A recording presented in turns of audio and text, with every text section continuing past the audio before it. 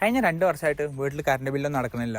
അതും 2 AC ഉണ്ട്. അതേപോലെ മാസം 1000 കിലോമീറ്ററോളം ഓടുന്ന ഒരു ഇലക്ട്രിക് സ്കൂട്ടർ ഉണ്ട്, ഇൻഡക്ഷൻ സ്റ്റവ് ഉണ്ട്, ഓവന്, കെറ്റില്, ഫ്രിഡ്ജ്, വാഷിംഗ് മെഷീന്, ഡിഷ് വാഷർ, അയൺ ബോക്സ്, അതേപോലെ ഫാന്, ലൈറ്റ്, പിന്നെ ഒരു 2 HP മോട്ടോർ പമ്പും അത് ഈ 1000 ലിറ്ററിന്റെ ടാങ്ക് ഡെയിലി ഫുള്ളാക്കും ചെയ്യും. ഇതെല്ലാം പവർ ചെയ്യുന്നത് ഈ 3 കിലോവാട്ടിന്റെ സോളാർ സിസ്റ്റം ആണ്. ഇതാണ് കഴിഞ്ഞ 21 മാസത്തെ കറണ്ട് ബില്ല്.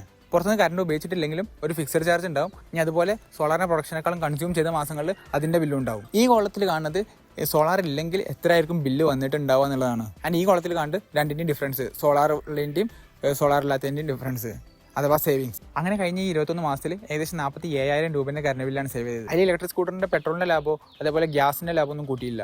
47,000 രൂപ 21 മാസത്തിൽ ഉണ്ടാക്കിയാൽ ഈ 1,65,000 രൂപേൻ്റെ 3 കിലോവാട്ട് സോളാർ പ്ലാന്റ് സിസ്റ്റത്തിൻ്റെ ഫുള്ള് റിട്ടേൺ കിട്ടാൻ ഏകദേശം ഒരു 6 വർഷത്തിൻ്റെ തൊട്ട് മുകളിലെടുക്കും. 6 വർഷം എന്ന് പറഞ്ഞാൽ അത് പാനലിൻ്റെയും ഇൻവെർട്ടറിൻ്റെയും വാറിൻ്റെ ഉള്ളിലാണെങ്കിലും ഒരു ഭയങ്കര നല്ല ഇൻവെസ്റ്റ്മെന്റ് എന്ന് പറയാൻ പറ്റില്ല ഫൈനാൻഷ്യലി. സോ ഞാൻ വേറൊരു 100ഓളം റൂഫ് ടോപ്പ് സോളാർ സിസ്റ്റത്തിൻ്റെ ഡാറ്റയ്ക്ക് നോക്കി.